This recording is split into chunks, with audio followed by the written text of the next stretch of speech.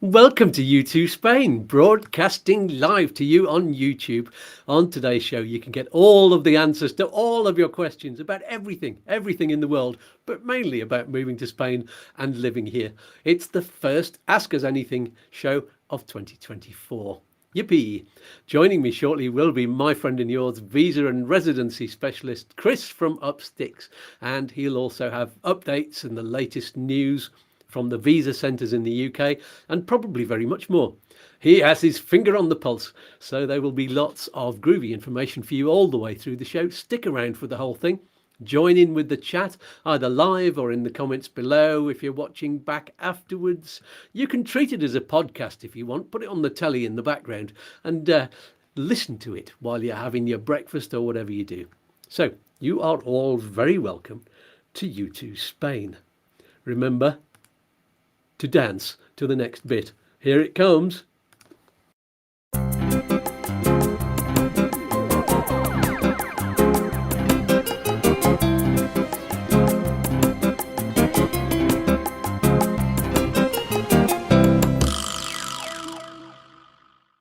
Oh yeah, groovy baby. Right then, just before we get chatting, don't forget to sign up for free to the monthly newsletter from the website, YouTooSpain.com. There it is. Lots for you to read and see, and links and resources that you need for your move to Spain and for living there. It's for those of you who prefer to read than to listen. There we go. Or do both, whatever you want.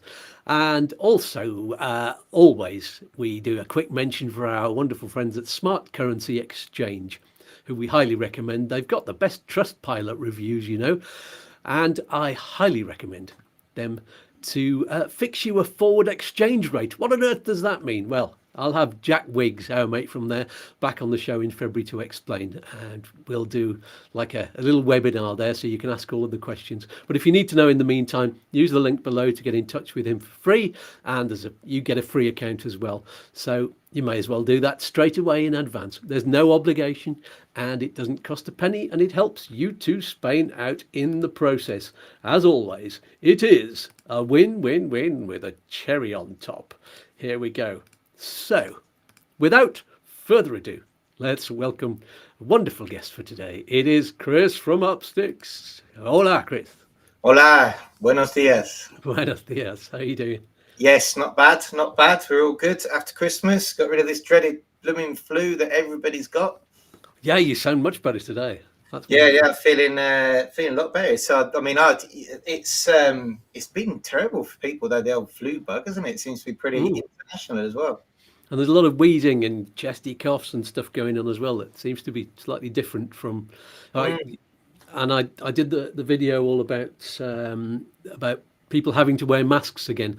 We'll talk about that in the news section. But I also did a description that I got from a medical website of what's the difference between COVID, the flu, and a common cold, because they're all going around at the same time, and you don't know if you've got one, two, or three of them at the same time, really.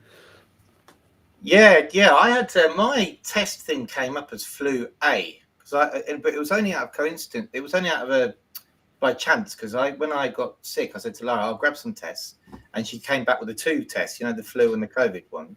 And it came out because it actually came up flu A. And I was like, oh, that's weird, but yeah, I think that's the strain going on. Yes, I didn't even put the difference between the different flus, but I don't know how many COVID ones there are as well, because there've been so many, haven't they? And I don't know which ones have survived. Yeah, but oh well, they're a lot better now, so that's good. Good, that is good to know. And yeah, I've stopped wheezing, which is fortunate because I've got a gig tonight. That'll be helpful. I'll be full volume. So we'll do some shout outs. Any of your clients? We've got loads of people on today. And also, thank you. 3 people already have clicked the QR code in the corner up there. I can't point in the right direction, to give a donation to buymeacoffee.com to YouTooSpain. Thank you so much. So your clients, Chris, who have you got? Well, we've got a load of renewals which came through. So I just wanted to say Christmas was a crazy time for renewals, really. We've got the Chris family, the Bradburys, the Fosters, the Dackers, the Shepherds and the Muirs. They all got their renewals through Malaga. I think we're going to chat about renewals today, aren't we? So I won't go into detail about what they they presented, and then Wendy, Julie, and Jason all got their visas, over the Christmas period as well. So yeah, it's just wanted to give them all a shout out, really. Brilliant. And Chris has got his microphone, the proper microphone is actually working this week, so I hope it sounds a bit clearer and not quite as hissy as the one he was using before. It was just the one on the computer. So there we go. We're improving all the time. I thought I was using this one. I was like, yeah, that nice mode. It was only when I was using you as a burglar alarm in our house. Uh-huh. Like, I know, because I don't listen to don't watch the videos again afterwards. Mm-hmm. When we go out, we leave the TV on, and I always leave your channel on. That's fantastic. I'm a burglar alarm. On loop. Let's get some watch time. Everybody do it. Everybody leave it on loop when you go out. And when I walked in, I went, my microphone sounds terrible. And then that's when I asked you, and I realised this morning that we'd be using the microphone off the camera and not this one. So success. Mm-hmm. And let's find out who's on the live chat. There's loads today. Wonderful. And Robbo, good morning all. Weather a balmy 1 degrees here in Mortlake, London. Shorts and t-shirt weather not. And Alicante Explorer, morning everyone. We're in Alicante now until mid-February. Yippee! Oh, absolutely. But it's nice out there. Morning all, says Andy Cooper from a sunny, cold Northamptonshire.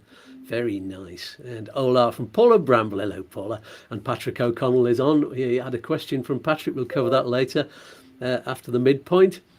Paula says, freezing in Portsmouth. Paul Cook. Morning, Skatz and Chris. And we've got Anton Kez on. Happy New Year. F-A-N. What's F-A-N? I don't know. Bonnet Année. And Hands Yellow Heart Red. That's what the thing says. And Paul has put a little dancing person on there. And Martin Lauder, Janet Stanton's on. Morning. Happy New Year, Janet. And she has just started her non-lucrative visa journey with Chris. Tim, and Tim Hawkins, evening all from a hot Sydney. Lovely. What time is it there? It's probably getting on for late at night, isn't it? Looking forward to Spain next month. Wonderful. Alan Lackenby says morning all. JP says morning from Parma. And Patrick says it's 16 degrees in Cochabamba, Bolivia at 5 a.m. Wow. You're watching at 5 o'clock in the morning. Now, there's dedication for you. Lovely. And Jen says, speak with you Wednesday, Chris. Yeah. Yes. Get your address. I have got a note here, Jen, for your prize as well. Yes, your wonderful charity raffle prize. So, you'll speak with Chris about that on your phone call. Lovely. And I want to do some shout outs of people who've watched my video diaries and sent their best wishes and advice. There's probably loads more than this, but I'll just zip down a list. And some of them are the same names I've already said hello to. Robbo, Anton Kez, Yogi, In the Spotlight 123, Chris McMillan, AD Hewitt, Patrick O'Connell again, he's done loads of messages. Steve Knowles, Chopper894, Kev the Argonaut, as always, and CIBI 1968 says, hopes I don't get a hiatus hernia like he did. Although I won't get one of those with the tube from up the bottom, only if you use the tube down the throat. But hopefully I won't need that. And Wendell's 71. Great. Oh, and some people are paired, it says on the live chat. That's because you're probably watching on Upsticks YouTube channel. So that is really, really good. And that's Mark Webster, says, good morning both. Mark and Jackie Webster from cloudy Cornwall. We've just started our visa journey with Chris and Upsticks. Yeah. And Liz Coleman, here we go. Here's a plug for you, Chris. Just wanted to say that Chris is the best. If anyone on this chat is planning on moving to Spain, I highly recommend him to help with the residency process. He helped my husband and it was seamless. Thank you. Lovely. Absolutely. So let's do a few little bits of news first before we get on to the questions. And I'm going to do this one. This was something that actually happened a few days ago, which is that we on YouTooSpain have had 300 videos now It's actually 304 because I've done a few since that, a couple of short videos. So there we go. Hurrah! That's always a nice. It's always a nice thing when I get. This is from a program that I use, which does all of the counting and stats on my channel. So they keep telling me that I've gone through various different whooppies. So that's that one. There was something in Time Out actually, which is interesting for all of us in Spain, which is this headline. This Spanish city will soon be home to Europe's biggest airport. And I thought it looked like Malaga, but that would be a bit weird because it's nowhere near the biggest airport. It's actually Madrid. And they're getting a huge input of cash. They're talking billions. And it won't be done until, I think, 2031. But that's their aim, to do that, which is brilliant. There was also headlines about Malaga expanding. I don't know if they're having a new runway built or something like that, but there's definitely going to be something happening. Have you heard about that, Chris? I haven't, but I can investigate because I know a lot of people in Malaga Airport, so that's good. Cool. What I can never understand about where the Terminal 1, the section towards, so they've expanded, everything's brilliant towards the Terminal 3, but where 2 and where basically 1 is just left abandoned. So I wonder if they've got plans to expand that way. Oh, is that the one that you go to America from or something? No, you don't go. It's closed. So you've got Terminal 1, 2, and 3, and you used to have years ago. You used to have so you've got where the airport museum is, and if anybody hasn't been to there, go. It's free. Then you've got car parks, and obviously you've got the beer factory, San Miguel, and then you've got you'll see there's the old Terminal 1, which is completely closed, really. Very old building. Then Terminal 2, which is the old place where you used to go everywhere, and then they extended to 3, didn't they? So with the leaky roof. And that's basically where they use. So you'll see that the I think it's B and C wings are gates are over near Terminal 2 side, and the D is the new one. But they can't expand that way past D because that's where the runways are. So they're just assuming that any sort of reform would have to happen in the old part. Yeah. Okay. Well, it'll be interesting to find out. Report on that in a couple of weeks when you're back then, I think. Yeah, I'll make a note of that. Let me. I'll do some investigations because I know loads of people who work there, so I'll write that down so I don't forget. Brilliant. Oh, Jen says she's opened. Oh, this is something that you can all do. I've opened separate device, though you can do this with 2 separate tabs on the same browser, so that you can stream from both Skatz and Chris's YouTube channels, giving both the watch hours. Thank you so much. That really helps because it helps the algorithm and it pushes the views up because it pushes the little notification of the video up to the top of the list the more people watch that. So thanks very much for that, Jen. And also people do this, the thing that Chris said, put on Chris's and my videos on. You can do the same like Jen's doing, 2 at the same time while you're out, and there's a way of what do you call it, repeating them, so that it repeats the whole playlist, which we can show you. And so Chris is doing that for me, and I'll be doing that for Chris's as well. So we have Ant says 2 degrees C, Nouvelle-Aquitaine, that's the region of France. FAN is Feliz Año Nuevo, Happy New Year, ciao. And they are watching on both. It's a win-win-win, with the cherry on top, of course. There we go. Is that all of the news? Did we have? Oh, actually, Ant sent me a joke, which I am going to put up here because it's the worst joke ever. So it's like a dad joke. Hi Skatz, we are back. We are glad you got a quick new appointment. This is the colonoscopy that I'm talking about on the video diaries. This time you can get all of your toilet ducks in a row. Yay! Pinching a line from Chris. Always says get your ducks in a row. So there. Terrible joke, Ant, but thank you so much. It warms my heart to see somebody telling worse dad jokes than me. There we go. And more people on the live chat. It's busy today, isn't it? It's lovely. Jed Tierney says, morning all. I'm just back from a lovely week in Necker. Marvellous. Great to see the Three Kings Parade. Yeah, they do a good one in Necker. And Andrew Parker. Hi, Skatz and Chris. Looking forward to our visa chat on Wednesday. Oh, there you go.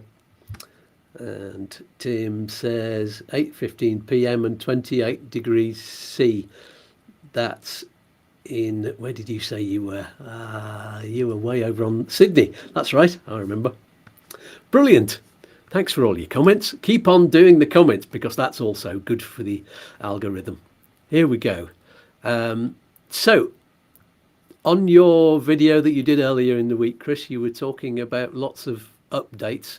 So let's just zip through all of those and see if anything's happening. BLS. Yes, so the BLS. Well, there's a few things happening there at BLS. We can start. Should we start at the top of Edinburgh? Yeah, go on then. So our advice, and it still is our advice, and we're sticking to it. But we do have to tell people what's happening. Yeah, so it's really hard when you're trying to give a set structure to it. It depends, as we know, right?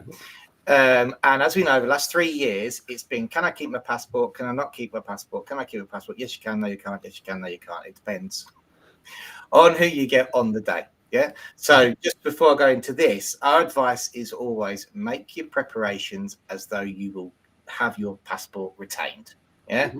If you lose your passport, if you get your passport back, it's a Brucey bonus. That's it. Right. Because over the last 3 years, it takes a while to prepare, and sometimes they keep them, sometimes they don't. But with Edinburgh, they have all their official information is you will not get your passport back. If you do need your passport, you can only have it for a day. You have to justify the reason, etc., etc. But we did have a client who managed to get their passport back, and they had a turnaround of 3 weeks for the visa, and they're now going to fly in and pick it up next week. So, our advice stays the same, but it's just to let people know that if there was somebody chance they're on, they got the visa, they're going to go pick it up, they got their passport back. Use that time to go to Spain, so that's good. Mm-hmm. Manchester, what's going on at Manchester? Well, basically, no real updates from Manchester, but we have had people tell me that they've seen online. I haven't seen it in the groups. People have got their passport back. So far, we haven't had that experience. Manchester have been insisting that they keep passports to the point where they're actually charging in a couple. They're charging for 2 courier fees. Oh dear, annoying. 25 each. So our experience has been contradictory to what people have been telling me they've seen online. But hey, as I say, always prepare to leave it, and if you get it back, it's a bonus.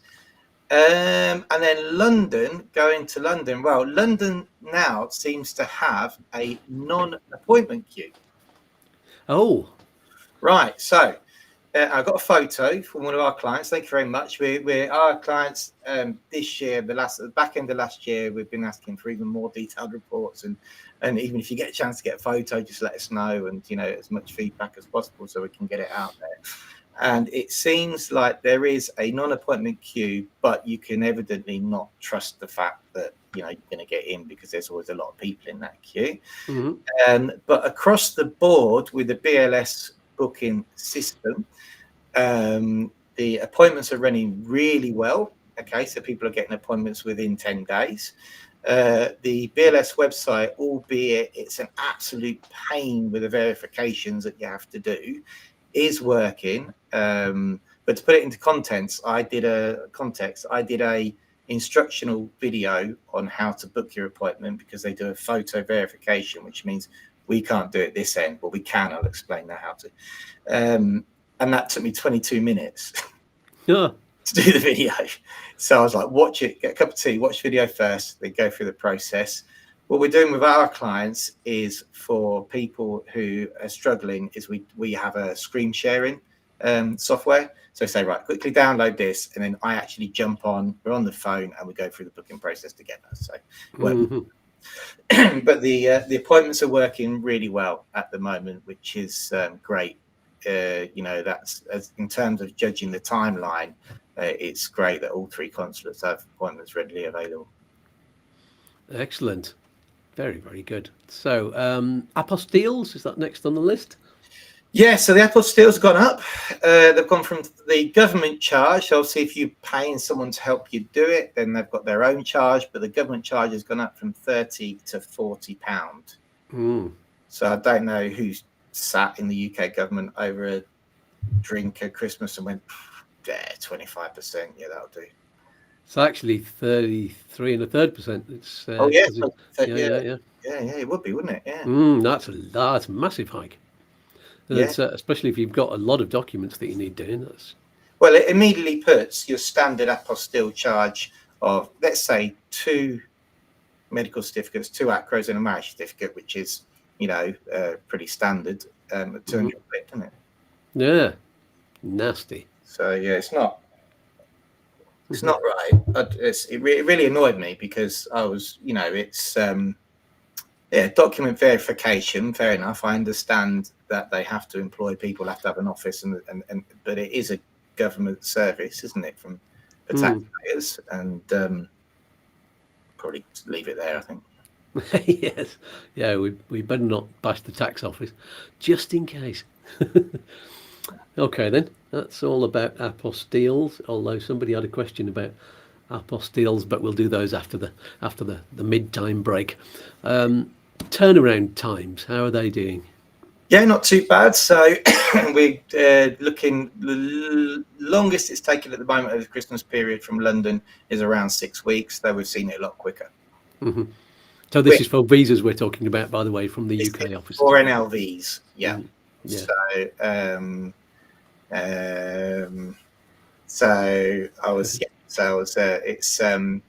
It's doing well. The turnaround times are good. Are they all about 6 weeks then? All 3? Yeah, about that. Manchester seems to be taking the longest at the moment. Edinburgh is the most random because they can take anything between a week to 6 weeks for some reason. Manchester seems to be a steady 6 weeks across the board. And London is probably the quickest with around a month, 5-week turnaround at the moment. That says a lot about the different places that they're coming from, doesn't it? Yeah. I see Manchester, they're used to steady rain, so that's it. They do things steadily. London like to do things quickly, and Edinburgh, they're just all over the place. I don't know what that says about Scottish stuff. I'm not going to go beyond that. Anyway, see what you think about it. Tell us in the comments. I'll get into trouble. So we've done the London no appointment queue. That's handy. That's a first, isn't it? None of them ever had that before. And we've never had anybody try it because, to be honest with you, with the developments on the BLS booking website, there's no real need to, unless you are absolutely right at the back end of your documents, realised, not organised, and gone, God, I've got to go tomorrow. I really wouldn't suggest that you try the non-appointment queue, but it's a great backup for, maybe people who are out there and they haven't realised that some of their documents are going to expire. They need to run in. Well, there you go. Or people with, for example, with changes of circumstances, they might have an appointment booked in the future, realise they can't make it, can't book another one, but it looks like you can use that. Excellent. Jen says, I'd better not mention I work at HMRC. Yeah, don't mention that, Jen. Have a word for us about the apostilles. Yeah. Tell them, what, for goodness sake, what are you doing? 33 1/3% recurring. That's good. Does that mean we've got an enchufe in HMRC now? They say here enchufe, don't they? Enchufe means plug-in. What's that in English? It's you got someone on the inside. Someone on the inside. No, there's a word for it, isn't there? Inside track.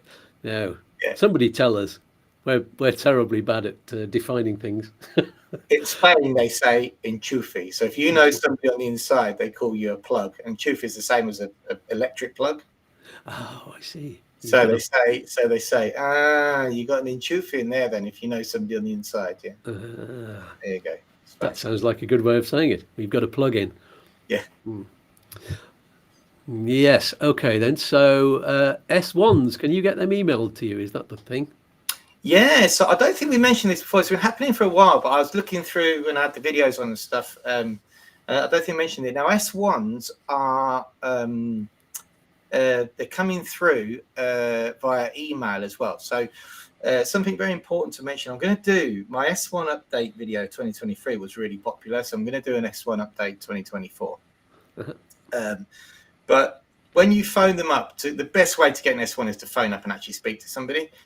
What I have to say is, if you find that you're not getting anywhere with the person on the end of the phone, right, politely make your excuses, get off and phone again, right? Because we've had people come up against slight brick walls and not really the conversation. They're asking them crazy things. So, and then, you know, they just get off of that call, go again. There's a lot of people working there in the pensions authorities, and you'll find that some are slightly more quicker than others in issuing the S1s. But they can email them to you before they send out the physical document. Now, the physical document doesn't have to be sent to Spain. It can be sent to a UK address, okay, now, which is a big change from last year.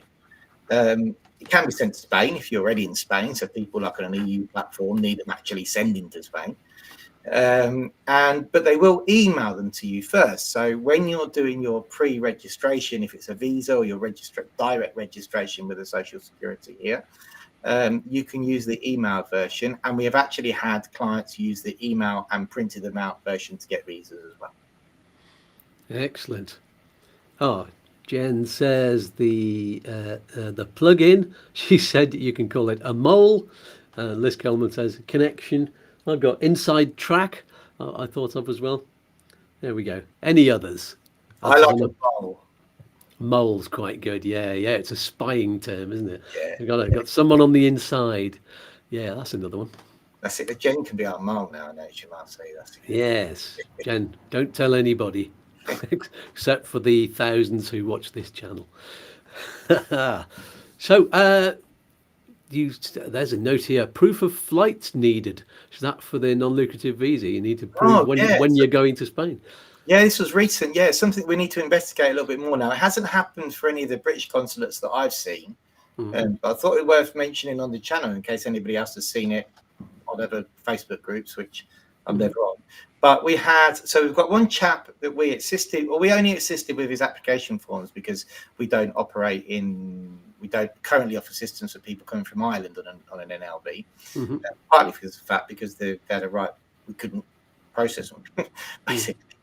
But there was a chap that we've been dealing with, I believe he's watched the shows, definitely watches my channel, and he did his own visa, but we helped him with the application forms, and we've been keeping in touch basically for feedback from Ireland. It doesn't happen a lot where there's third country nationals living in Ireland and have to go to Dublin, but it does happen. And he got his visa approved, but they wouldn't issue the visa without a proof of his flight leaving the country. Now, that's strange because they've never asked for that from the UK. I asked a friend of ours and who works with the US a lot and hadn't heard of that. Though the US tend to ask for proof or declaration where you're going to live, they generally don't ask for the flights. Costa, if you're watching, let me know if I'm contradicting myself. But I immediately went on Facebook and saw someone put the same comment, and I asked where it was, and they didn't get back to me. So there's definitely some feedback needed there about the flights thing. Yeah, cool.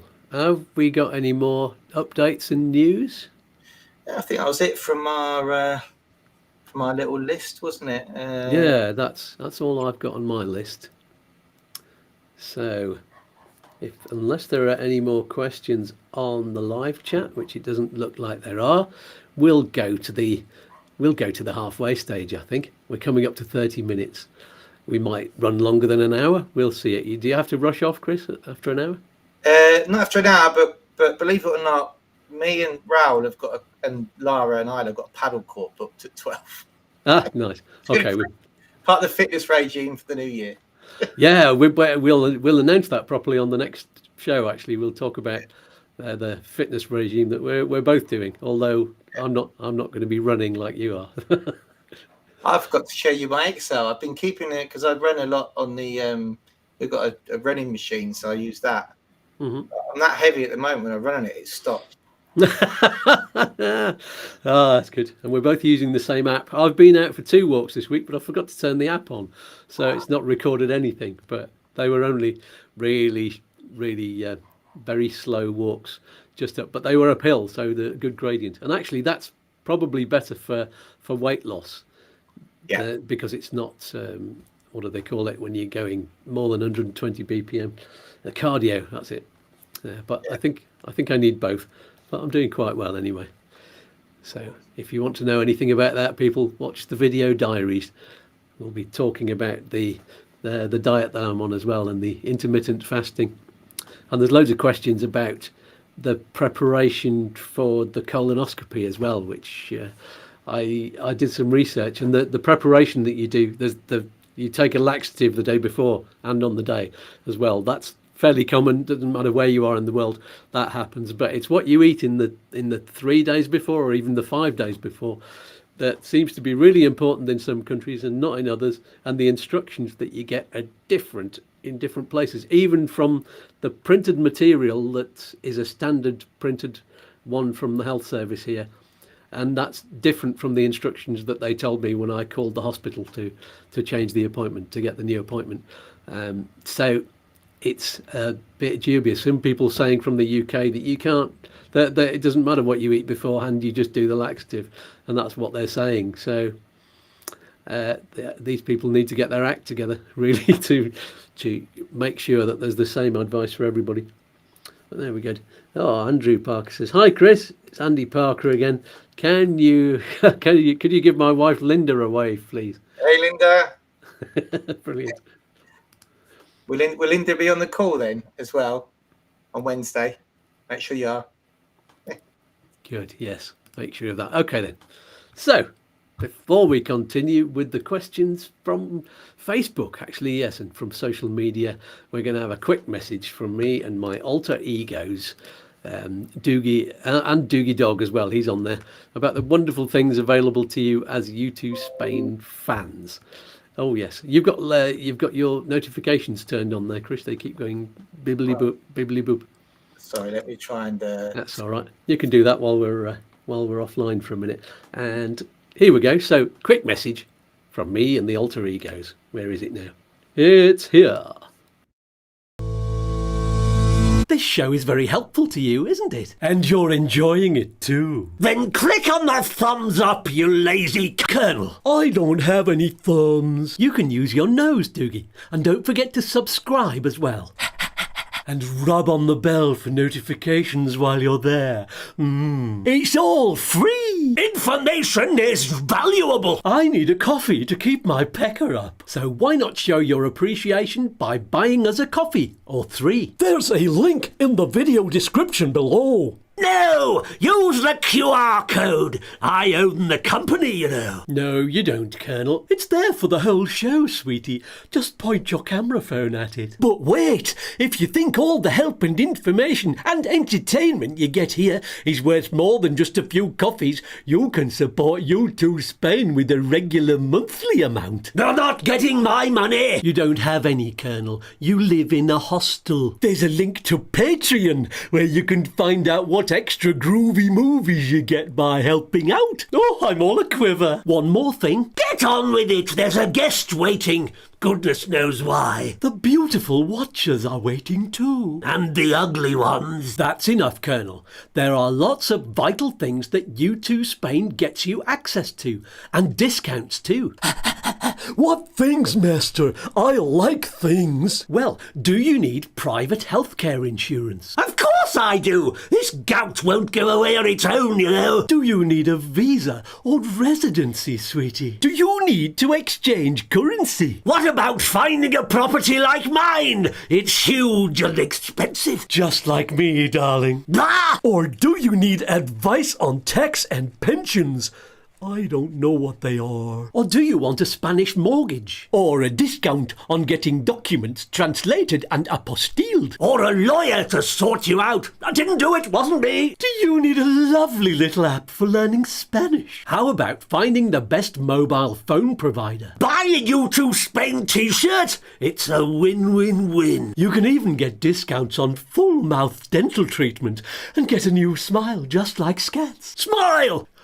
All of the links are here, down below, sweetie. If you can't find them, ask me in the comments. Are you finished yet? I need to go and kick some servants. He's not a very nice human. No, he's not. But let's get back to the show, shall we? Back to Skatz in the studio. That was my line. Oh, stop being beastly and be a good little boy. I am a good boy. You are, Doogie. Back to you, Skatz. Fabulous. I like things. That's my favourite line. So, if any of you, by the way, want to have a chat with Doogie or any of the other characters, then you can't. They're not real. No, if you can, you can. You know, if you're on Patreon and become a patron, there you can get videos. What am I trying to say? You can get little videos, little personalised videos as part of that. So yeah, you can actually speak to them. So that's wonderful. Do that. Or just buy me loads of coffee. Either way, I'll be happy. So let's get back to the questions, and we'll go on to the one that came into the YouTooSpain Facebook community. The first one was from James Sean, I think that is. And it says, hopefully a quick and easy question. Just doing our visa renewals online, and unless I'm missing something, I can't find anything that links them together. I can do this with a covering letter, but it seems a little strange that when you're renewing as a family, there's nothing that links the renewal applications up. It seems I've everything else figured out and did our initial NLV TIEs myself, so it would be a bit much to pay somebody to ask a yes or no question. So yes, there is an easy answer to that, Chris. No, there isn't, believe it or not. Is there not? There isn't anything that links it up. But there's something very important there. I think it's very worth mentioning, you know, before you put these, we never go through these questions together before you put them up, do we? No. So it's worth mentioning that. So when you make the application, obviously on the Mercura platform, you get a drop-down box, and there isn't anything particularly there which says put anything there that says submit something that relates it to another application. Mm-hmm. Okay, so but on if you have if you don't have joint assets like joint bank accounts and stuff like that, and one person is the main should we say the financial person's got all the financials, and you do have to submit a marriage certificate which is updated, translated and apostilled. Yeah. Mm-hmm. But he's absolutely right. There isn't actually anywhere which allows you to say on the form that you fill out, this is related to. Mm-hmm. Whereas when you do EU family members, there is actually a whole part of the form which shows who you're related to, evidently. Can they tell anyway? This is a thing. Yes, I'm. Now we're just talking about a case study that we had. They definitely know when applications are related with the expediente members, because we've just had a renewal which we submitted, and one person, okay, the person who was the financial, who was bringing most of the financials to the table, mm-hmm. Got a requirement letter asking for more details about how they were going to fund the renewal, which we responded to, and then both of them got their approval, but we definitely didn't get a requirement letter for one of the parties. So they definitely at the back end do link them. We know that just from the responses we're getting. Mm-hmm.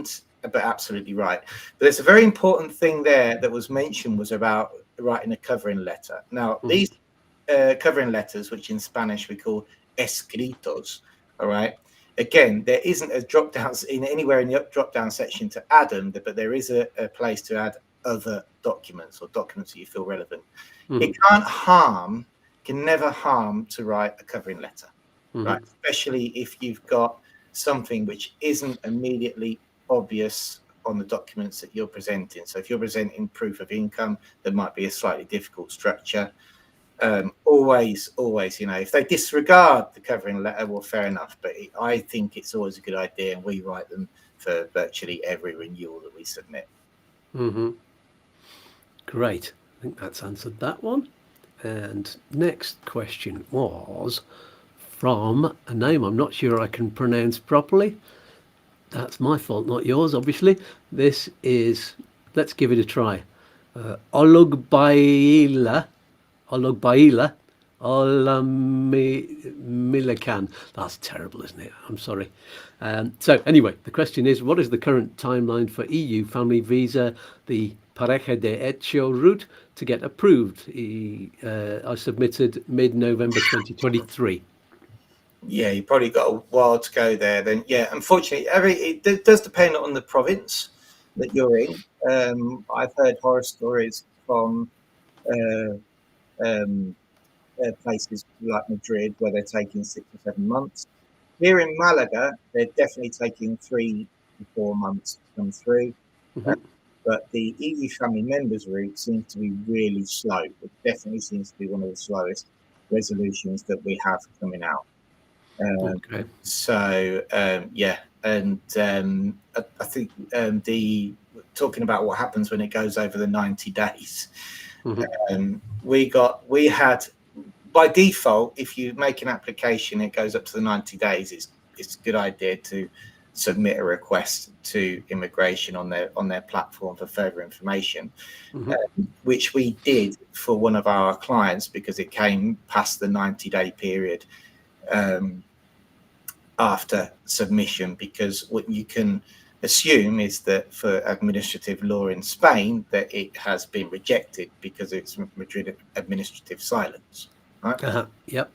And we got a message back saying, albeit you can consider your application rejected due to administrative silence, when we review the case and we see that it's valid, we may approve it. Okay.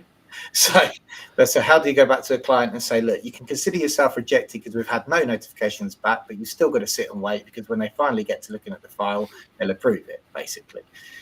Which was exactly the case. It came through 10 days later. What I would say is that every single application which is submitted on the Mercurio platform, which is the government's platform, when you check to see the status, if it says in trámite, it means that they haven't got to it yet. So unfortunately, they do go over the 90 days. If it still says in trámite, then it means that when they finally get to it, they will give you the approval, a requirement letter, or a rejection. Great. Okay, I think that covers that one. If you have any more questions on that, I don't know if you're online with us. I'll just say Olug, just for short. So let's go to Patrick O'Connell's question. He's always asking us questions, and I like those questions, Patrick. Keep them coming. And this one is, hi Skatz, Irish and retired, hoping to move to Spain in May or June. I'll be using my bank statement as proof of sufficient funds. Should it be apostilled, and roughly how much is enough? He's Irish, isn't he? Yeah. Irish and retired, it says. So that's an EU. Yeah, so again, it depends on where you're going. So if you're an EU citizen, you have to go and register straight away. As we know, you've already got permission to be here, so you have to go and register. Yeah. And then when you do go and register, it depends on if you're going to be using your passive income, i.e. your pension, or your savings. Yeah. To prove your financial stability here. Being retired, I imagine you'll be using bank statements which show passive income. Yes, now, it does say on there he's using a bank statement. Yeah. So in terms of do they need apostilling? Well, no.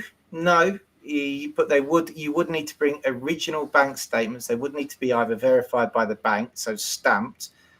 You can have them verified by a notary in the UK, but they would need translating as well. So, I mean, what I would say is if you're using savings, the best thing you can do is actually bring your savings to a Spanish bank and get a certificate from a Spanish bank. That certainly works here in Malaga. For your passive income, definitely have the proof of the source. So whether that's a P60 or a state pension, get your state pension letter translated as well. And if you have got statements from the UK, make sure that they're not just printed statements. They've been stamped, which I know is really, really hard, but or notarized, but they don't necessarily need to be apostilled. In fact, it's quite hard to get bank statements apostilled. And of course, if you want in order to open a Spanish bank account, they'll ask you for your NIE and sometimes proof of residency just to open a residence bank account. So, but you can open a non-residence one just to start with if you've got a good bank manager like I have. They opened a non-residence account, and so I put my funds in that, and that's what I used for my residency registration. And then once all the documentation was through, went back to the back end and transferred it over into a residence bank account. So that's one way of doing it. There we go. Hope that answers your question, Patrick. Let's move on to Stuart Porter. Here we go. He's one of your clients as well, isn't he? Where is that one? I have it somewhere. Oh, there it is. There's so many today. They're all hanging around in my inbox there. So, can you advise what the approximate costs are to apply for the year 2 and 3 non-lucrative visa renewal? This is the one we said we were going to be talking about. Medical insurance already sorted. This would be for myself and partner, not married. Our financial means comes from UK bank savings and UK rental income. So would like to know complete costs, please. Right, so I can explain our costs and then the costs on top of that, what you would have. So we charge per person to do the renewals €395 per person. That includes, I'm going to tell you what it includes now, so I've written it down. Lovely. Unfortunately, it includes 82.95 VAT. Have to charge VAT because we're in Spain. It includes your initial application tax, which is when you make the initial application, you have to pay €16.40 to actually apply for the renewal. Once your renewal is approved, there's a €19.30 tax to go and get your new TIE card. Okay, so that's all included in our fee, and evidently we assist in stage 1, which is submitting the initial documents on the government platform, getting the approval, and then stage 2 is getting the appointment to register that approval, switching your cards, and getting the pickup appointment, and we send someone with you to do that. So that's a bit of a breakdown of our service. In terms of extra cost, it depends. So if you have got UK bank account statements and savings, evidently they're going to need translating. So that's an extra cost. Depending on the structure of those UK accounts, you may need another marriage certificate. You may not. We sort of do an assessment. So in our fee, we always we do an initial assessment with you of what needs doing and what doesn't need translating. You may need a marriage certificate. That would be an extra cost. And then what else have we got there? If you're using rental income, then you would need. Problem with rental income, that normally attracts a lot of translations because you would need proof of the rental income also going into the account. So you need to submit at least 3 months translated bank account statements. You probably need your rental agreement translating as well. And if you've got an agency managing it, what we always like to do is try and get a summary from that agency of what your yearly income has been from the rental, which seems to work quite well. Is there anything different about their not being married? Is that a problem on the renewal? Yeah, the only thing with not being married is with the initial application, the BLS and consulate generally tend to accept people who can prove that they've been common law husband and wife for the financial reduction that you get. But on renewal, it seems to be a lot harder, so they may have to qualify individually. Okay. So that would make the amount of EPREM they need more altogether. Yeah. So they accept joint accounts at the consulate for proof that you can get the proof that you can apply the discount. But we've had it here with joint accounts where they've just basically come back and said, send the marriage certificate. We're like, no, we explain in the escrito that they're not married, but they have a joint account. They're like, okay, well, they need to qualify as individuals. It's a big thing. It's a big thing from 1 year to the other. Okay, so that could make your renewal amount an extra, quite a lot of percentage more. I can't work it out. five sevenths more, 5/8 more, something like that. Yeah. Or no, 3/8 more. Yes, because instead of being five lots of EPREM, it's 8 lots of EPREM. Yeah. There we go. So that got awfully complicated, didn't it? Best speak to Chris on that one, Stuart, for your individual circumstances, because there are a few. It depends in there, I think. Yeah, and it also depends where you're applying. So, places like Malaga, for example, they seem to be extreme. We've got a lot of case studies now gone through for the renewals, and that Malaga are very good at accepting foreign documents. Other places aren't as good. There we go. It depends, as always. No, I'm going to put that up again because I like doing that. Here we go. It depends. Woohoo! And also, let's dance. Let's keep dancing all the way through. So, next one.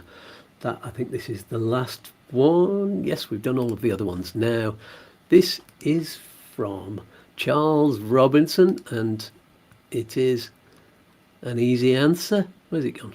Oh, yeah. Can I use my disability parking card in Spain now? Oh, that's a good question. If you're a resident, no, you have to apply for one here. Mm-hmm. I know that. And you register as disabled with your local junta, whether it's a Murcian local government or whatever, or here and Lucia. If you're on holiday, if it's not an EU one, so if it's from the EU and you're on holiday, in theory, yeah. But if it's from the UK, can you use it if you're on holiday? Are they still? It's a question to ask on that M332, isn't it? Yeah, ask on the M332 Facebook page. That would be the place to ask. And I've seen people commenting on various different Facebook groups saying that no, you need a European one officially. Now, of course, that's going to depend on if there's a traffic warden who is a bit pernickety and you've got the UK one on there, which is obviously a disability parking sticker, and it's got the symbol on there, and they use the same symbol in Spain. Will they give you a ticket? Well, how many pernickety traffic wardens do you know? That's my answer to that one. So, well, that's a good point. I mean, the other point is to make is with these traffic things that people come up, people are looking for a global, or should we say national, answer to questions. And what you have to remember is we have Policía Local. Yeah, we have local police forces. Local police forces who generally deal with traffic issues are employed by the town hall, not by the state. And they all have their own interpretation of the rules. Yeah, and they may not be able to understand what the sticker says because it's in English. They don't all speak English, the local police. No. And inside of that, they sometimes subcontract parking people. I got a parking ticket the other day, which I've contested, because here in Alarin de la Torre, they have a blue parking area, but no machines. They have a guy who walks up and down and takes the money off you and gives you a little ticket. Right? But the guy was nowhere to be seen, as he's generally not. Okay. But I hunted him down. He was having a coffee. So I've gone in and I'm working. I'm trying to get taxes paid for our clients at the agreed time in the bank because we have an appointment to do it. He's nowhere to be seen. So I've run into the bank. I've done my job for half an hour. I've came out and I've got a fine on my card, but he was having his breakfast. So there you go. Oh dear. Story. Nasty. Okay. I have tested it. Good. Got witnesses from the breakfast bar as well and statements. Fantastic. Yeah. Well, let us know how that goes. Okay. So, loads of questions have come up on the live chat. I've been ignoring them because we've done all of the ones from social media. So let's get back to that. Oh, Steve Robinson asked ages ago, does anyone know the EPREM for 2024? I don't think it's been announced yet, has it? Not been announced yet. Well, I haven't checked since about Thursday, I think. But no, it hasn't been announced. I think they're still arguing over it, aren't they? Are they? I've not seen that. That's what Jane said, actually. Jane, I said, have you seen it's been announced yet? so we can do our article that we do. And she said, no, they're still arguing about it. There you go. Paula says you should watch Lee Evans to prepare. Search Lee Evans colonoscopy. Oh yeah, I'm going to watch that sketch. And Alicante Explorer says we're already learning Spanish, but we need to step it up a level by listening to normal conversation. So which TV shows are good for learning Spanish? Thanks. Some people have said to me, watch some Netflix Spanish series, and often it's good, I think, although I've not done it yet. Liz has done it by watching Star Trek in Spanish because she's very familiar with the Star Trek scripts, so that kind of makes it easier to understand and pick it up. What do you reckon, Chris? What are the best ones? You can get the Radio Televisión Española, RTVE, I think it is. You can that, which is generally where the news is, and it's Madrid-based. Normally, news. You can get it online and just have the news on, and they speak a very clear Madrileño style Spanish. Some of it can be quite technical. It's quite good because they're quite graphic with their news here. So you'll be like, oh, car crash, and they'll be talking about it, and you'll be able to pick things up. So that might be something to have a look at as well. Yeah, you do get a lot of repeated language on the news as well, so repeated words. So even if you don't know what they are the first time, you get the second time. So there we go. Also, are there any groups, websites we can join where we can video chat to Spanish speakers for practice, preferably free? Yeah, I very much doubt you'll get free, but paid if need be.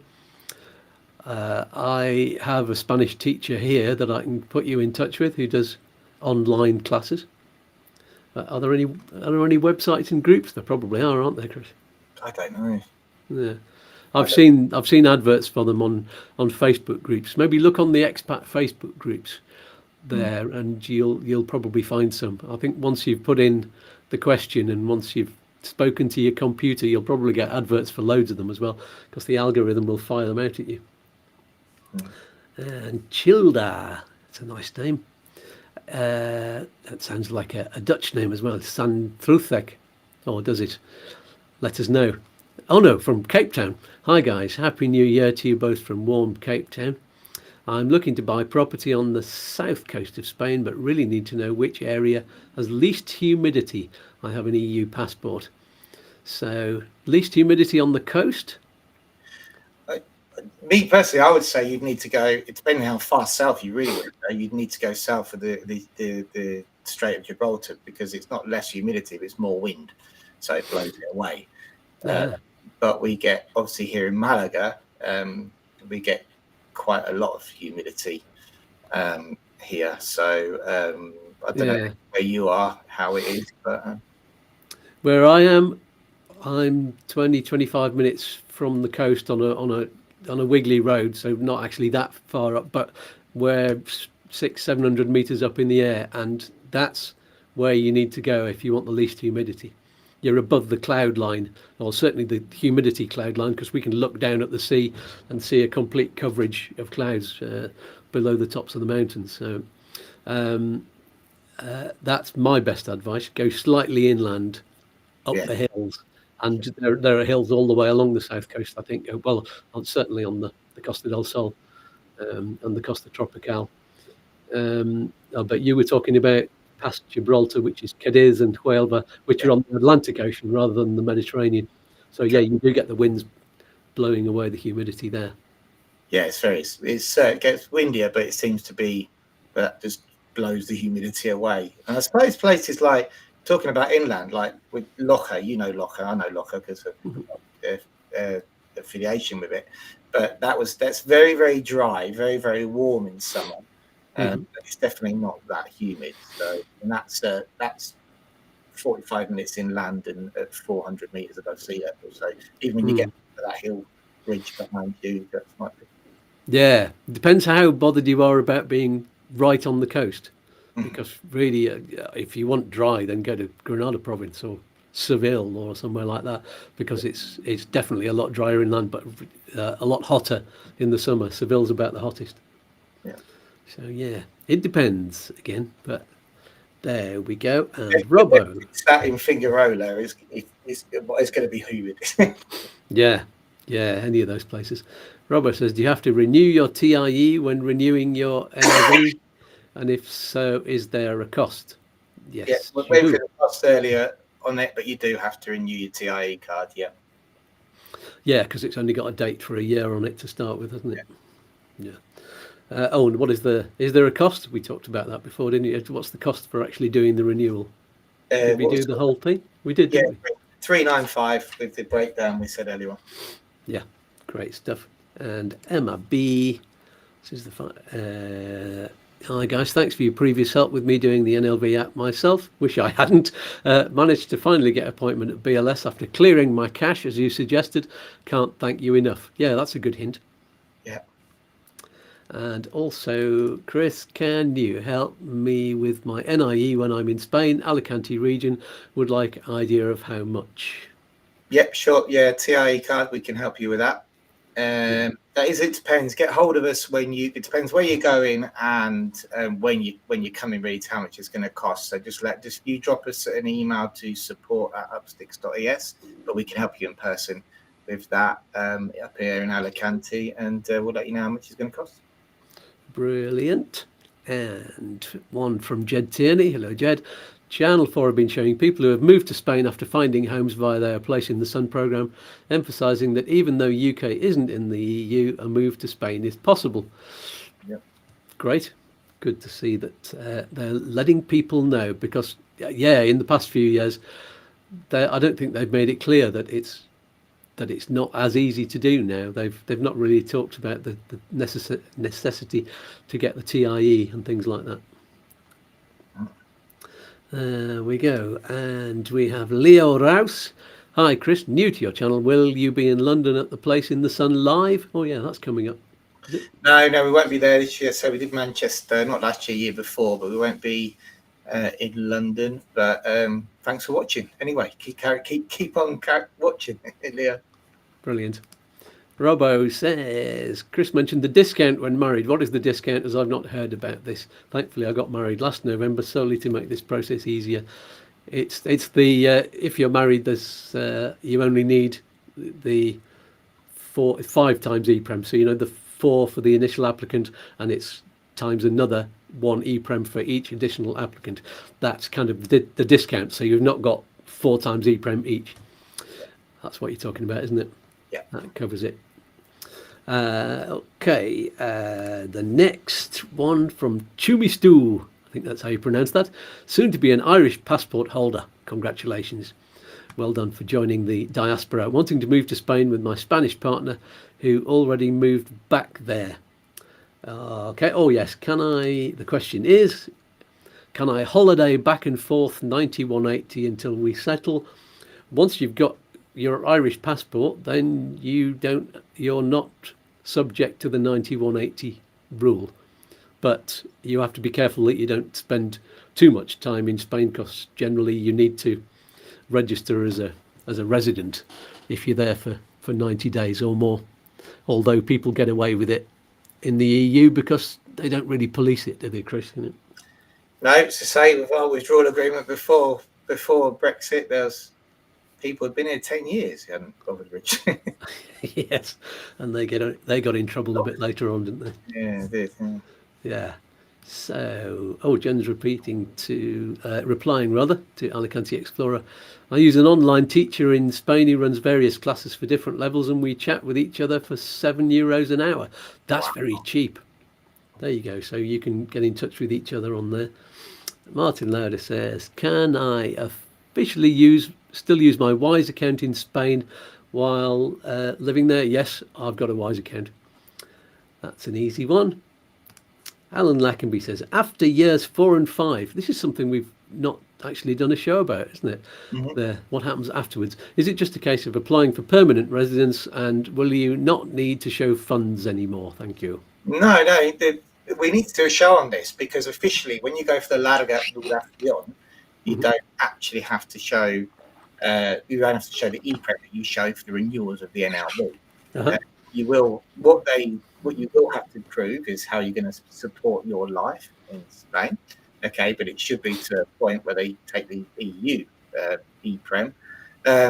So, but we do advise that it depends really if you're using savings or income.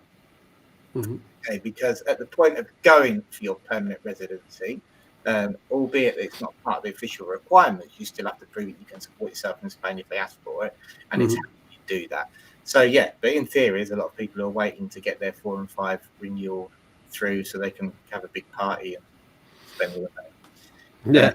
You still have to, in one way or another, at least prove that you can support yourself in Spain at the end of that period. Most people would have a passive income of, if they're of an NLV of more than 12,000 euros a year. I think it's like 10,700 for EU plus a partner. But I would definitely say if you haven't got that passive income, you're still going to have a lump sum in the bank to prove how you're going to support yourself. Mm-hmm. Good. Martin's question, it was cut off before, so he didn't ask the full question. Can I officially have a Wise account in Spain while using my UK address, as it's not an actual bank? Yeah, it's an online bank. So the question that you're asking, I believe, is will the Wise account work for everything? And some organisations, like the Taxman, for example, won't allow you to use the Wise account, I don't think, because it's an online bank, and most of the time the Wise account has got a Belgian IBAN, so you can't use a non-Spanish IBAN when you're dealing with the Taxman. I think is that true, Chris? Yeah, also for immigration purposes, it's quite hard to use the Wise accounts because they're online and you can't find any sort of verification. So, we always talk about the verification of bank accounts, don't we? So some regions are better than others, accepted. Whatever happens, if it's in the English, you have to submit a translation. And do you need an actual bank account? Well, the most surefire way if you're using savings to prove anything in immigration, have a Spanish bank account and have stamped statement there, because they know that is a document we recognise. But you're allowed to have a UK bank account as long as you've got it. You can't open a UK bank account if you're living in Spain at a Spanish address, but I did a video all about this actually. But you can keep, at some banks, you can keep your UK bank account going. They allow you to do that while you're living in Spain. But it's only certain banks, not Barclays, for example. But there are a few banks who are all right with that, but they won't let you change any details. So if you try and change it for example, from a joint account to an individual, or an individual to a joint account, to show that the savings are for both of you in the UK, then they just cancel the account because you're not allowed to change any details. So I think that covers that one. And Patrick O'Connell says, listening to songs in Spanish and having the subtitles can help a learner. That's a good idea, yes. I have learnt some Spanish words from singing La Bamba, for example. That's the only one I sing at the moment. Oh no, I have done a few of the other ones as well, but yeah. Hey Macarena. Hey Macarena, yeah. And Craig Halliday says, good morning, boys. What's the best interest rate you're likely to get in a Spanish bank account, and would that account have charges applied to it? That's an interesting one. -5, I think. -5. Yeah, it depends, and it does change all the time. I don't know what the interest rates are at the moment. Sometimes I see people, when people talk to me about their accounts in the UK, they're fixed interest for a year. There's like SIPs and all sorts of things going on. I think, I can't find a product like that in Spain. I've got a savings account. They don't apply any interest to it. So why do you call it a savings account? I said, that's where you put your spare money. Well, yeah, but the idea of a savings account is that you pay me some interest on it, not a bank charge of 20 euros a year, whatever it is. Yeah, that's why banks were invented, so that you could put your money in it and gain from them looking. They're paying you to look after your money. So, yeah.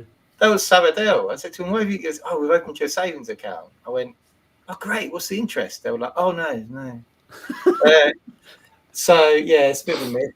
One of the things I would say on that front, though, is be very, very, very careful with Spanish banks when they try and dress up an investment product as a savings account.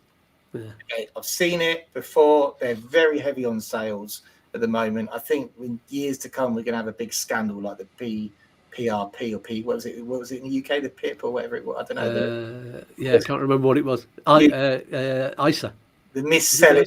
Oh yeah, the other one. Mm-hmm. because they're hot on it here. They really are. And, you know, they tried to do it to me. I'm like, no, I don't want your dodgy investment pot, whatever it is. It's a savings account. So it's not. It's a structured investment. That if you don't do very well, I'm going to pull out less money in a year. So, and you could be confused by their language into thinking it's a savings account. So that's just my little bit of a warning there. Yes, Craig, if you want some really good financial advice and wealth management advice, speak to Lucia Melgarejo. Her details are down in the video description below. She's one of our networking group and one of the companies that we highly recommend, and she's lovely as well. So yes, she can answer loads of questions about investment and that kind of thing as well. So Paula says in Matheron they have free social meetups to help Spanish learn English and vice versa. Yeah, they do that in a lot of towns and regions. They've got one here in Computer. You have to sign up for it early and it begins in September, but you've got to keep going regularly. There you go. And Childa says, many thanks for your help, really appreciated. I'll look around the area you suggest. By the way, my husband is Czech, so that's the surname. There we go. We learn something new every week. It's Childa. It's Czech phonetic, like Spanish, and then we'll know how to pronounce it. Childa, yes. And how do you pronounce Santruchek? Yeah. There we go. Sometimes people ask me where I get the name Skatz from, and I always used to say, when Czechoslovakia was a country, I always used to say, it's Czechoslovakian, and people used to believe me until I told them the truth. So Robert McGinney says, what's the current EPREM multiplier for Irish citizen plus wife? Thanks. Is it 1.5? Yeah, 1.5 across the board. 1.5. We always have the thing when you're doing an EU family members application. If you're working on a base of savings, okay, then it's possible they could ask you for the full 5 years. It's not normal, but it's possible.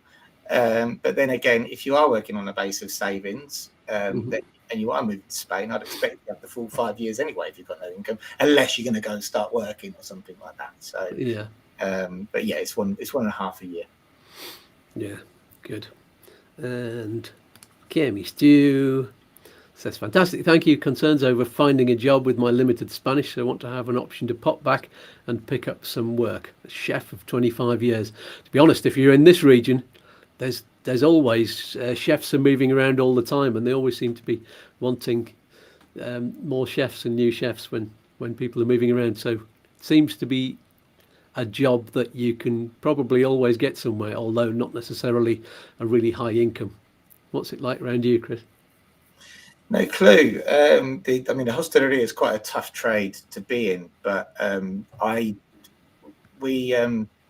depends what sort of market you're looking at. So if you're looking at the expat market, for example, I wouldn't really have a clue, because we generally frequent Spanish places, and our town is predominantly Spanish. So you would need, for example, where we eat out, a decent level of Spanish to here. But then if you're working in a place that's run by somebody who speaks English, then they'll speak to you in English. So you wouldn't need, if you're going to be in the kitchen all the time. But it's a good time to learn Spanish because you'll probably have Spanish people working there.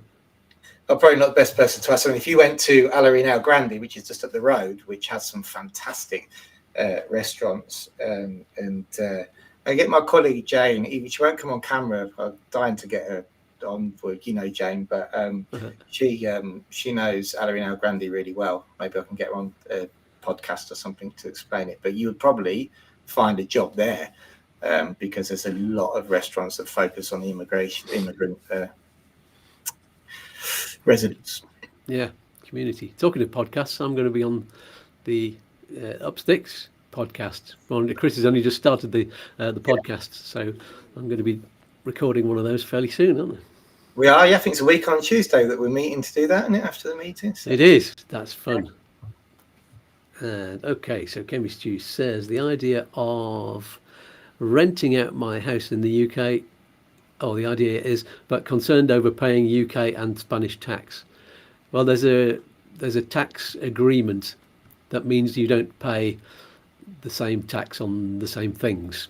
So although Spanish tax is slightly higher on some things, so what you'll end up doing is paying tax in the UK at their rate, and then the extra little bit on top, then Spain will charge you afterwards. That's my knowledge. I'm not a tax advisor, I have to say, but that's my understanding. No, not we, but I was understood that I was led to believe by Antonio that rental income is taxed quite favourably here. Is it? Yeah, oh, that's good. Yeah, something definitely to look at, because maybe we need to ask or find out a bit more information about this. This is the second time I've come across it, where apparently rental income is you get a huge discount on the tax rate on rental income. Plus, you can, if it's Spanish property, obviously discount all your costs as long as you get the proper facturas. Maybe I'll do a show again with Antonio. I've not had him on for a while, actually. He's our Hestor, by the way, our favourite one. So, Chemistry says, should also mention it's Asturias where they are, and trying to find work via the internet is proving difficult. More opportunities for English speakers in the south. Yeah, of course, more English residents down here. They want the sunshine, and that's it. If you move to the north coast, it looks and feels like Wales, or more like Cornwall, probably. The weather's definitely better than in England, but you do have the damp and the cold and the snow. So, yeah, you don't get as many. From that point there, what you're saying there goes back to what we were saying about in Chufi. The job market, what you have to be really, really careful of, and someone was explaining this to me the other day. Actually, he was a Spaniard. Was evidently people, when there's jobs going, then they go to their family and friends in Chufis. It's not always the most qualified person first, unfortunately. But on the job websites, what you have to be really careful of is that people publish job opportunities and are trying to sell you a course. So you go through this process of come to an interview. Okay, a friend of mine is somebody who actually did this. They went, we've got job opportunities, come to an interview in Granada. They went to an office in Granada. They sat down and said, right, before we can present you for this, you've got to pass this course. And they were like, and the course is €400. And there were people just going in, and I was like, it was a con, but it was dressed up as a job opportunity initially. Yes, I've seen those before. Okay. So, Ant says, do you have a date next time money transfer guy will be on? Yes, I do. Jack will be with us on the 17th of February. So I think that's in 5 weeks' time. Yes. And looking forward to that one. He's a lovely chap. Barry from Unitech says, great show as usual, guys. Missed the first 10, but promised to catch up. We'll see you both soon once we get dates sorted. Yes, we've not met Barry yet. That'll be lovely. Bring your bowls with you. That's an old joke. Yeah. You don't want to get cancelled because of it. It's golf balls. It's all right, YouTube. It's golf balls we're talking about. Not any other kind. And John Parsons says, my wife is a resident. I have a UK passport. Should it be straightforward when I apply? That's down to situation. That's a withdrawal agreement, spouse. So obviously it depends on what your paperwork is. Normally, withdrawal agreement is extremely similar to EU family members, albeit the application forms and stuff are different. Yeah, so your only withdrawal if your wife's been a resident since before 2020. Yeah. She's moved since then it's the family reunification, isn't it? And is that possible if you're a UK passport holder? Family reunification? Permanent resident, then evidently it's a bit easier. If it's post-Brexit, then it's a different application. Yeah. And not as easy. I thought you had to be in an EU. Oh, no, it's just a resident, isn't it? Well, I did a video all about it, but I can't remember. Depends what residence advice. It's advice like here first year in an NLV, then you wouldn't be able to join her on that. If the wife's been a withdrawal agreement resident since before Brexit, so I was assuming, then yeah, it could be okay. But if she's a resident post Brexit on a visa platform, then it may not be as straightforward as you think. So let us know, John. And Ant says 17th of February. Book it down. Oh, yes, absolutely. And that is all the questions on the live chat. If you have any more questions, guys, who are watching right now, then yes, ask them now. And while we're waiting for your questions to come through with the 20-second delay, if there are any more questions that you have once we've gone off the air, then ask them in the comments below, and we'll try and get your answers as soon as possible. And I'll tell you in a moment who's on next week's show. It's an exciting one next week. Not that Chris isn't exciting, but or any of my guests for that matter, but this guest is someone that loads of people have been waiting to meet. Don't go away, and I'll announce that in a minute. Anything else to tell you? So yes, don't put your answers to questions or your questions to answers. Don't put your questions on some random Facebook expat group. You can put it on the YouTooSpain community or the YouTooSpain Facebook page, of course, because then it will get seen by me and it'll get put on the live shows. But don't put it on the, if you see this video link on another Facebook expat group and then you watch it and then you click back on that expat group and put a comment below there, then only I will see it, and sometimes I don't. So nobody will get the benefit from it except for you. So there you go. Everybody else, help everybody else as you go along, because as you all know, it's a win-win-win with the cherry on top. Here we go. So any more chat questions come up? No, it's just people saying thank you and brilliant show again, guys. Thank you so much. Great show as usual. Gracias como siempre. Thanks as always. Andy Cooper says thanks both. Great show as always. Such useful information. Yes, everybody seems to be signing up. Oh, don't forget to click the like button before you go, and subscribe if you haven't already. But yeah. Okay. Click on that like button. Don't click on it more than once, because it just cancels it if you do that. And if you haven't bought me a coffee yet, then hover over the QR code, or if you're watching on your phone, you can't do that. You've got to go to the comments below and you can find the link down there. And that's it. Any more questions? John says, his connection packed up. So could you please tell me again that my wife is resident, I have UK passport, should it be straightforward? Yes, it was a bit complicated. Depends on whether your wife is resident from before the withdrawal agreement. Tell us very quickly whether that's the case or not. And we'll answer Alan Lackenby's question. Hello, Alan. How long does it take to join the Spanish health system? It depends. Now, if you're on about an S1, so we're talking about retirees on an S1. Once you've made your initial application, remember it's not straight away. You have to receive the resolution back from the Social Security. Currently, they're taking anything from 2 weeks to 12 weeks to come through, depending on the area. Mm-hmm. Great. And are there any? It depends us on that.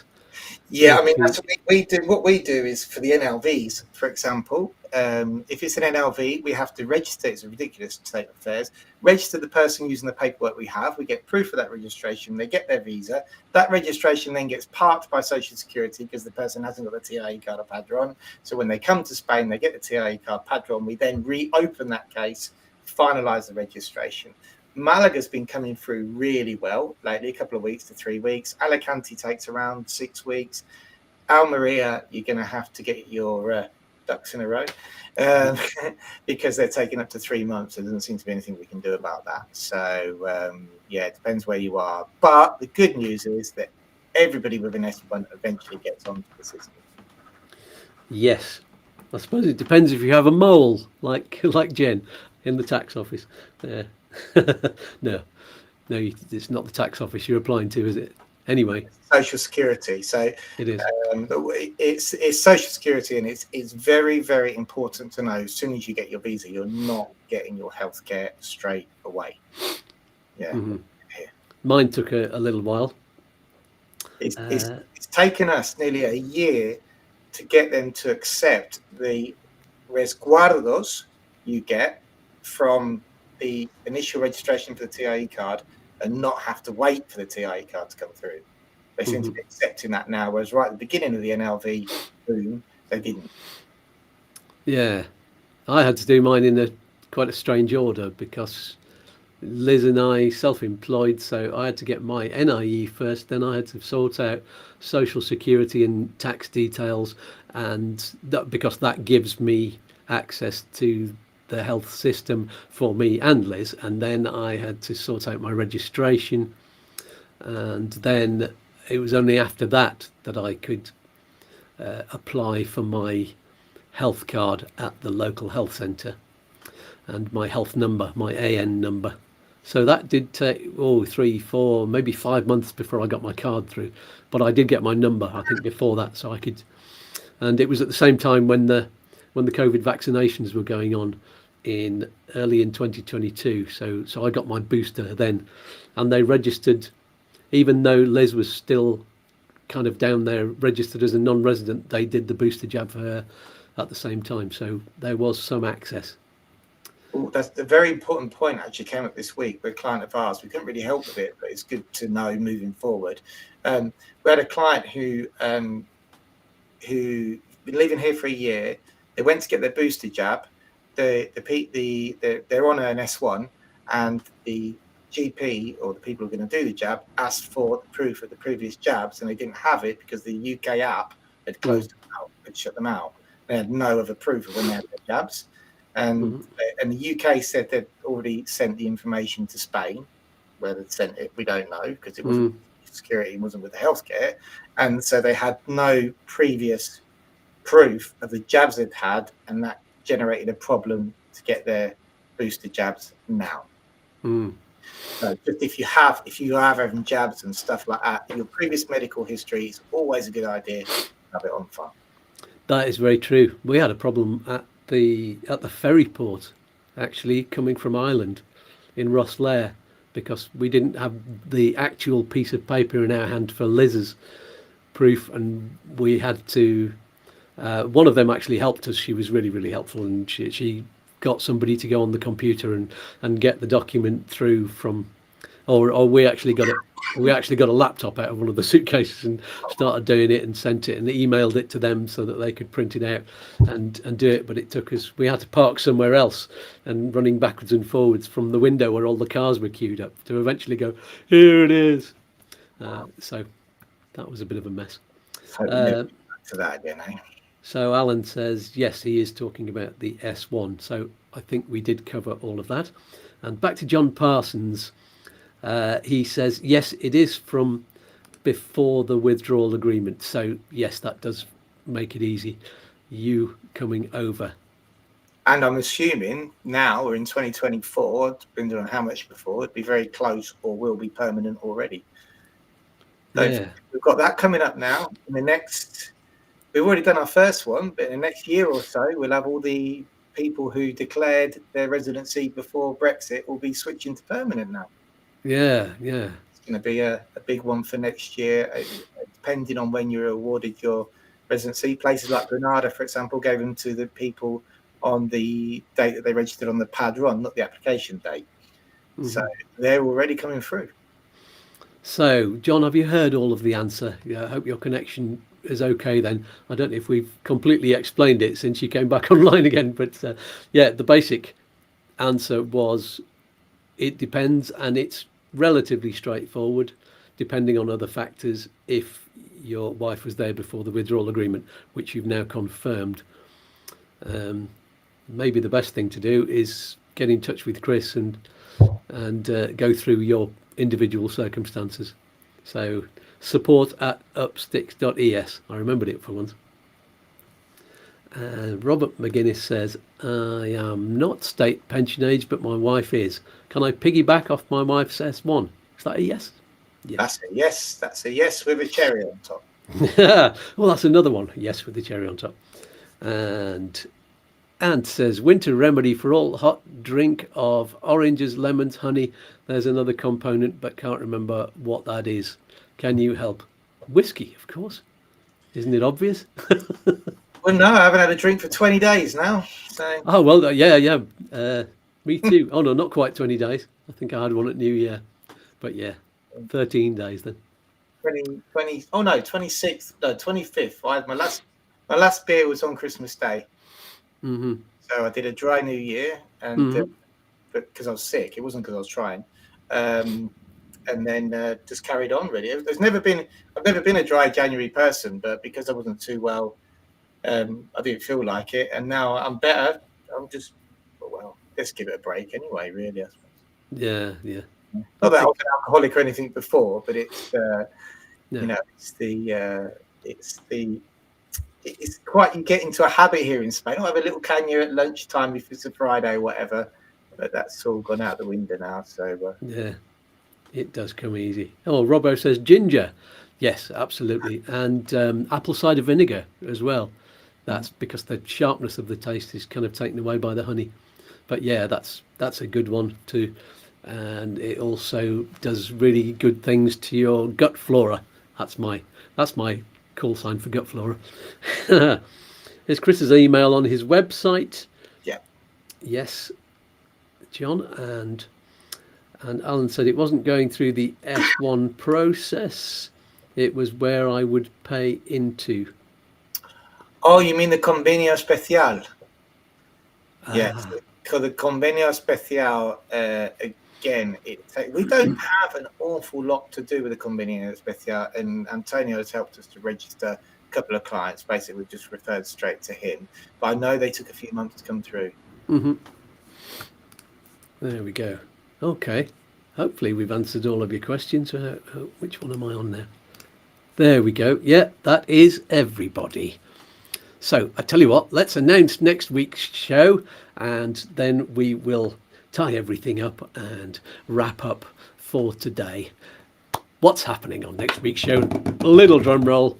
We have, thank you, Chris, it's Andrew Hasselden from 180 Days in Spain.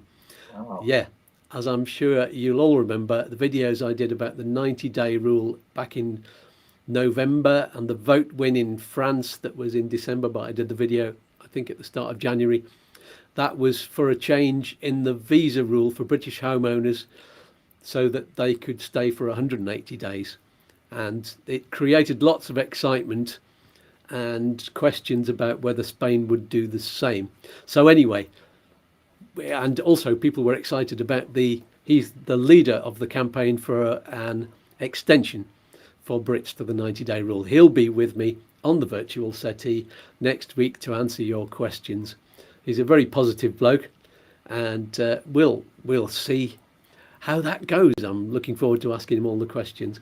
And he's one of the first people I know who, on Facebook and on the under the YouTube videos, he gets a lot of stick from people saying, "Oh, you Brits, you just think you should get everything.